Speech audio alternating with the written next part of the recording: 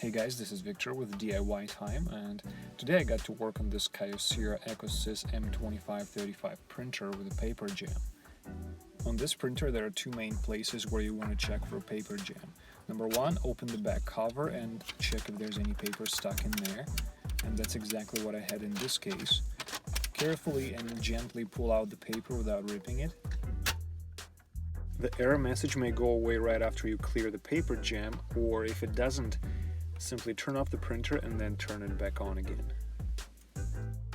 Give it a couple seconds to load and then try to print something to make sure everything works well and the printer doesn't jam anymore.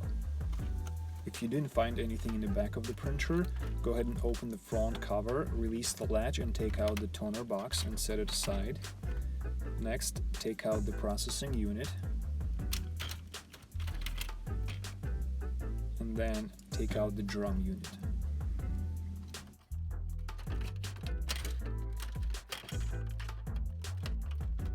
Check for and remove any paper stuck behind the drum unit.